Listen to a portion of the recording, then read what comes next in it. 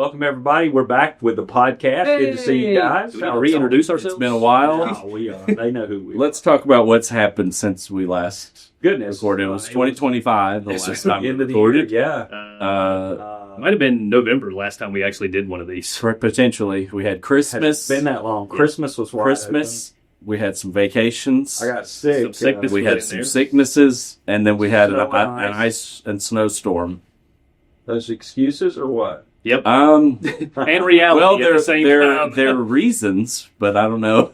At any rate, we're back. Yes. Good to see you guys. We made it through Super Bowl Sunday. Yay! Kind of a mediocre game. To all of our... If there was anything super about I'm it. sure we have a lot of big Seattle supporters. Maybe, I don't know. Maybe huge we're big on the Seattle West right here in Coast. Western North Yeah. Carolina, for sure. They are probably the farthest team away from us. Not much of a game. I watched the game a bit, some of it. I was present for the game, but nothing about it really captured my boring. attention too much. So it was, But congrats to the Happy Seahawks. fan. for all of our Seahawks. There Happy you for go. all If you're a of us. Seahawks fan, Yeah. there you go. Congratulations. Yeah.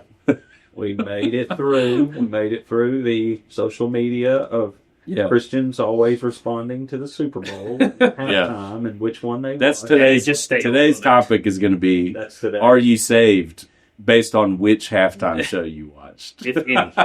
If any. Yeah, if any. That's going to be the top. No, I'm just kidding. Yeah, it's quite an atmosphere to live in. I'm glad to be a Christian. There are times I would like to be kind of a social media monk.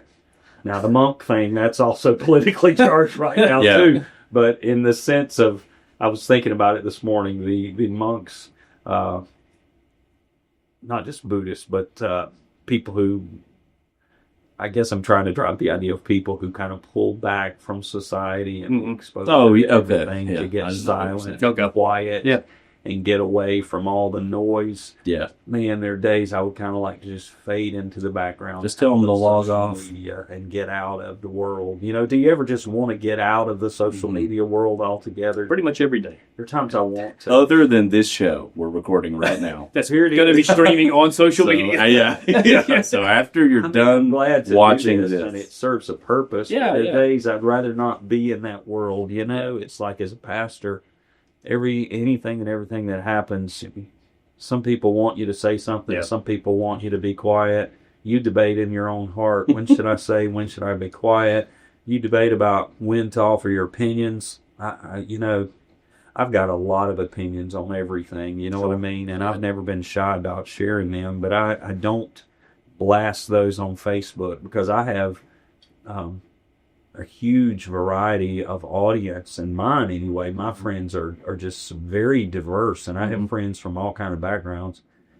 I don't mind telling any of those friends my opinion, but when I blast something on social media, it's so easy to not be mindful of the audience Right. and not be mindful to how what you say is received. I learned a long time ago when I got married that what I intend to say and what's actually received by the listener, at this time my learning was with my wife. The message doesn't always get to her the way I meant it to. Mm-hmm. And that's multiplied on social media. Whatever you say, it goes through all kinds of their personal filters and their experiences. And, I say things from time to time. I don't say things sometimes. I prefer sitting across the table with somebody I know and communicating one-on-one. yeah. I mean, that's always going to go across better anyways, Yeah. because once again, it's the same thing as when you shoot off an email or a text message. People read a post and you don't capture tone. You don't always capture the heart behind the intention behind the message, and so you're just reading words that roll across your screen. And the problem with getting out of that social media world is that, man, that's for a generation now, that's the only world that they really know. I mean, they don't know a world pre-social media. I mean, that's just a part of their existence. Communication, people-to-people communication is a lot of body language, looks and movements and eyes and tone of voice, and there's a whole lot of subtleties to communication that people just don't get right at post. With the X post to the Facebook, whatever it is, it's just there, and it's just words, and it doesn't always convey. You got to be so careful. That's interesting. Like when social media was created, it was created as kind of a way for people to see, you know, what are your friends up to? Like, what's your, you know, it was a way to, it was intended to start as a way to just connect with your friends and see what they were up to when you weren't around each other. So, right, it was a lot, you know, if you remember, like, Facebook used to ask you those questions when you logged in, like, how you feeling today? Or, like, what's the last thing you ate? Or, you know, it's supposed to be update your status. Yeah. It's like, what's your status? Which is like, you know, what have you been doing? Yeah. But now, what's on your mind? Yeah, exactly. But now it's more of like sometimes the majority of what people post or share is just other people's opinions that they'll just put out there to let the rest of their friends know, like, this is my opinion on this. So it's transformed into this, where previously it was like, here's a cool food I ate today. Now it's like, I'd like all my friends to know where I stand on this issue, which is just an interesting development of what happens when you kind of just release social media to the wild like we did. So, but here we are. Yeah, here we are. And we've got. Hopefully, this is a positive influence on. Yeah, hopefully we can put something positive in the space. Yeah. It was some years ago that I was really debating. It's not that long ago that I was debating and just getting out of social media altogether. Just, you know, I've got Facebook and Instagram. I think I have a Twitter account. I don't, or X, whatever it is. I don't use it. It's there. I think I took it down one time and put it back, and I may have 4 followers, but I don't tweet. But thought about just getting out of the whole thing, and someone challenged me and said, you know, if Christians don't have a voice in that space, the space is just lost. Yeah. And I stayed. I still don't know if you know, there are times I regret being on it still. I don't know the right, not landed anywhere there, but anyway.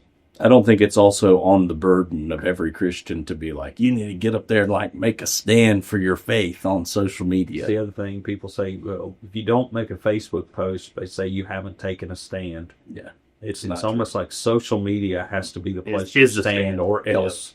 Yeah. And me typing something on Facebook doesn't actually do anything. I hate to break it. Doesn't always accomplish anything or constitute a stand either way. I couldn't agree. So it's, and that makes people mad just from that. But hey, yeah, I would venture to say that we're making more of a stand by the things that we are doing or not doing in our communities and the places that we live. And you don't see that on social media. Nope. You really don't. I'm also not trying to put it on social media. Yep. You know what I mean? Sure. We've talked about one of our values being unconditional service. Yeah. So in my book, you know, Keep the Change, I wrote a whole thing about avoiding those big check moments when you are trying to get out there and show, hey, look at what we did. We talk to our congregation about it all the time. Sure. Every week we're telling them because that's what they gave, and their giving enables us to do it. Yeah. But we don't broadcast much. The book's the first time many of these stories have been told. Sure. You know? Yeah. And we told them not to say, look at Upward, how great we are. We told them to get testimony to other pastors and church leaders about what's possible for them. Yeah. You know? But here we are. We are in the midst of a series. Let's get. We were able to get back to church this weekend. Yeah, we were able to get back first to time church. in 2 weeks on a Sunday. First time for some people in 4 weeks on a Sunday. I was on vacation. Me too. 2 weeks. Me too. Prior, and then 2 weeks out. So I had not preached on a Sunday morning live here for a month. Mm-hmm. I preached 2 Thursdays. Yep. And we Recorded it online, you know, streamed it. And so it was fun to be back. It was good to see everybody again. You feel like you lose touch. You look like you were having fun. I had a lot of fun. You can tell that by how long I preached. Yeah, the second service, we were about 13 minutes over, and I was having so much fun. Yeah. But it was good. It was really, really good. We had a good day. I told you Thursday night, man, what a powerful message it was. Yeah, that was great. I've gotten so much response to that message, you know, and I was really struggling with it because it's 4 words, and I wanted to capture it. And there's just aspects. We talked about the Lord's Prayer, the model prayer, and we were on Hallowed Be Thy Name. And there's so many aspects and directions you can go. You can do a whole thing about worship and what it is and all kinds of things. But I kind of drilled down on Hallowed Be Thy Name and how is it that we actually sanctify and set apart the name of God. Yeah. And honestly, there's so much there that I left out, tons of stuff. I mean, I was I pile up all my notes, my references, and my stories and my ideas, and I just put them in a big pile, and sort through them and try to get a flow out of it to what God wants to say that day. And man, there's tons of stuff I just scrapped that I knew I didn't have time for. Right. Even scrapping, I Yeah. still went 40 minutes, which is A 45. little bit long. A little bit long. A little longer than I normally have time for, but it works out. This is one of those messages that I felt like everybody was able to connect with because of the way that you started it with the idea of how we're supposed to start prayer. Because I think all of us are guilty of starting it with our list of things that we need or the list of things that are going wrong. And it's not the fact you did such a great job of hitting on. It's not the fact that God doesn't care about that or that God doesn't want to hear that. He does. Just cast your cares upon Him. But the way that you approach Him, the way that you start that is going to dictate how the rest of your prayer life goes. I just think all of us can resonate with, man, I'm coming to God and I'm just dumping all this stuff on Him. Yeah, Yeah, totally. a good deal of my prayer life is kind of unplanned. Mm-hmm. I do set aside time in the morning to read and to talk to God. But a good part of my prayer life is in the car for me. Sure. I'm driving between place to place and it's quiet. And if I'm not on the phone or something like that, I'm just, okay, God, here this is and here that is. Mm-hmm. And it's so easy in those unplanned prayer times just to lapse right into, here's my problem, here's what I'm facing. And I do continually throughout the day, I strive to cast my care on the Lord and just say, Jesus, here's what I'm feeling right here. Here's what's weighing on me right now. I'm giving that to you right now. That's good. And all that requests and petitions, we're going to talk about that in the thing. It's all good. It's just if you don't start from a place of worship, I said this in the sermon, and this is one of those things that I think really touched people that I didn't plan to say, that was not in the notes, but it just hit me Thursday while I was teaching it, is if you begin with your needs, you start from a place of what I don't have. Yeah. If you begin with God, you start with a place of who He is. Yeah. That's good. And you're in this wonderful position of authority and faith and abundance rather than fear and lack and problems. And I'm under the cloud of oppression, and that really meant something to me. And it's something I've been practicing for a while. Just, okay, no, we're not going to talk about my needs first. We'll get to that. But I'm going to just get caught up in how great God is. Yeah. Amen. Worship changes your atmosphere. It really does. Yeah. I mean, you got this thing too of where, more so for you than anything, that you are reminding yourself of who God is in the midst of everything that you feel like you need, or in the midst of everything that's circling that you feel like is wrong. Man, I just remember as you were leading us through reading those names of God, and man, just, who He is and all the different names that He has. Gosh, it hits every single thing that I need in my life. Yeah. Okay. It's you made a great point about like when you start doing that, you magnify how big God is, and you minimize what your problems are, because after you list the things that He is and the things that He's done, you're like, man, the things I was worried about, I'm no longer worried about. You mentioned you get to convene and meet with and speak with the creator of the universe and creator of the world. Is who you're speaking to on a day-to-day basis. In scripture, there's a lot of example of this. Like the Israelites used to write, when they wrote their worship songs, they used to sing about the God who parted the Red Sea. That they would go back to events, the God who freed us from the Egyptians. They would go back to big, they sing about David killing Goliath in their worship songs. And that's what we attempt to do in worship as well. But go back to these marquee moments and say, you're the God who did this, this, this, this, this. And when you start listing all of those things, all of a sudden you're encouraged with like, man, those were huge moments for them, it was personal, but even historical. These were big historical things that happened, and we realize the things that He's able to do. Now all of a sudden your requests or your problems or the things you have going on appear really small when you hold it up to a mirror of the things that have already happened. Yeah. I felt it. We do 4 services a weekend, on Thursday, 3 on Sunday, for those who may not know. But all 4 of them, when we went through that list, and I struggled with that a little bit. I thought, this is really different. I'm not preaching. We're at a participatory. Is that the word? Help me. I could Participatory. Participatory. I keep thinking I've got an extra syllable in there somewhere. That's what starts happening to you. But I kept thinking, this is so audience participation. This is different from preaching. I'm actually leading them in confessions of God's name. And I just had a moment of doubt as to whether, is that what will work here? Is that what we need to do? And then I just felt like, hey, let's do this. Yep. I had the list and everything, but it was Thursday, actually, before Thursday night, that I said, we're going to do this. We're going to speak the name of God.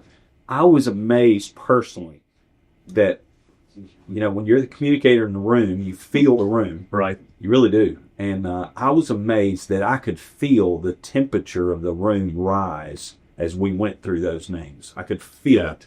I could feel people getting relief and peace as we just spoke those names. It was fairly extraordinary for me to feel that. And it was the same all four.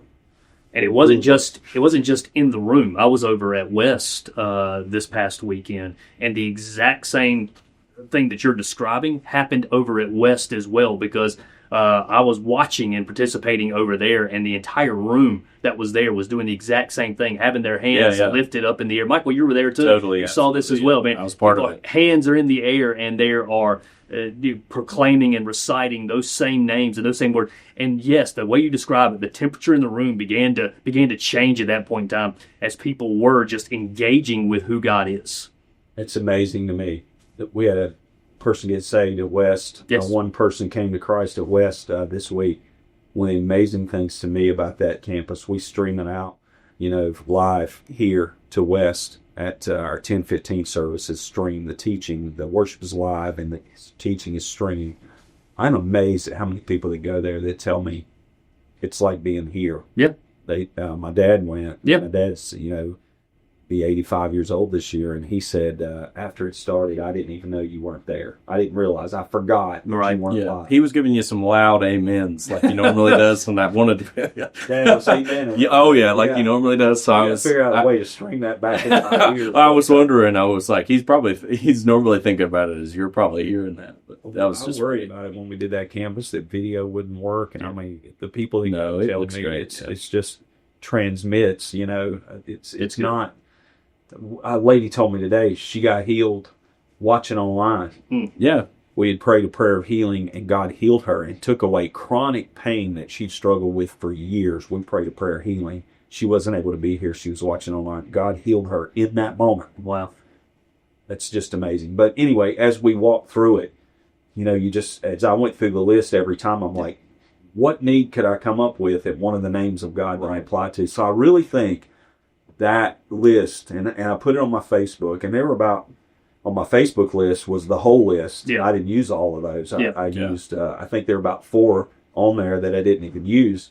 But I think it's worth a Christian studying those actual names of God to learn who He is and use those in your prayer life. It's just powerful. By the time this is posted, it will also be on the church's social media page as well. Mm-hmm. So we'll have a post up there that have all the names that we went through this past weekend. So if you didn't see it on Pastor Andy's or you didn't have a chance to write it all down, you can go back and you can look back at the church's social media and you can find it there as well. Yeah. I've just really adopted that practice into my prayer life. You are Elohim, you're Yahweh, you're El Elyon, you're El Shaddai, and just reminding myself of what those names mean. Yeah.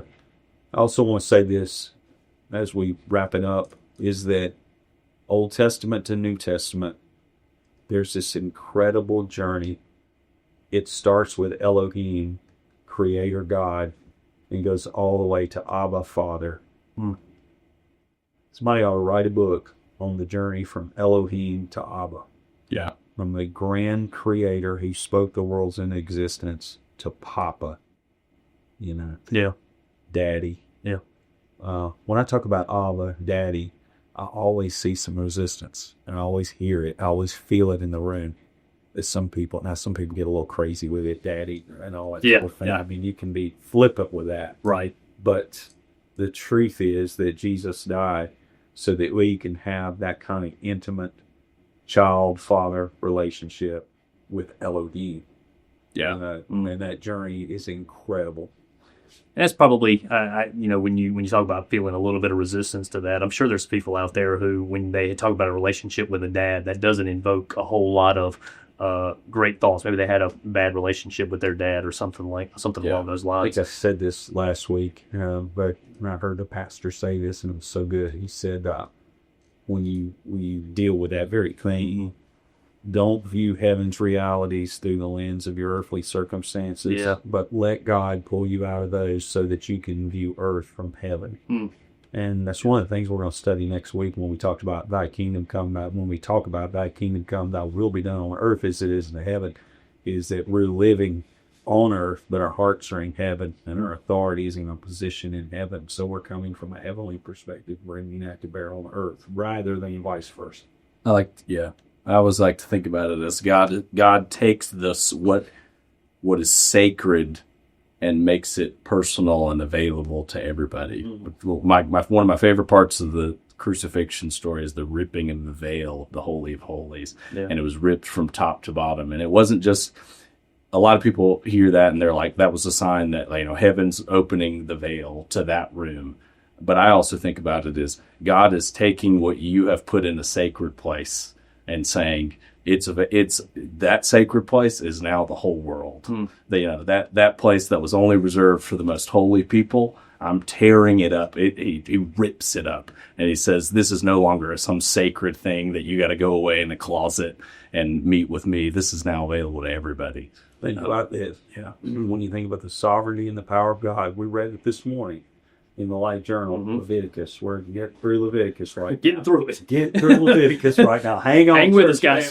You're getting through Leviticus. Freedom's coming. The fat and the liver and the loaves and the burning and the grain. I mean, how many hooves can we talk about here? Split hooves, chew the cud, yes or no. I mean, we're in the middle of all that right now, which is awesome when you know what it means and study it out. But we're in the middle now. We read this morning, Nadab and Abihu, that were sons of Aaron. They sprinkled incense onto the hot coals, and that was a strange fire. They did something. God said they did it out of sight of what God said. It was an impure form of worship, and they died. Fire from the Lord burned them up. And it says they went in and carried them out by their clothes. It's almost as if they wouldn't even touch their dead bodies. They picked them up by their garments and carried them out. And it's like, that God, wait a minute. That God is my Abba Father. Only possible through Jesus Christ. The Old Testament shows the holiness of God, the righteousness of God, the power, the authority of God, the judgment of God. New Testament shows us the forgiveness that's available through Jesus Christ to reconcile from Elohim to Abba. Wow. That's a good story. Crazy good stuff. Well, y'all, it's always a joy to have you join us for the podcast. Glad to be back. We will see you next time. I'm assuming we're getting back into the swing of this. We'll be back. We'll be back next week. See you again next week. Love y'all so much. Bye-bye.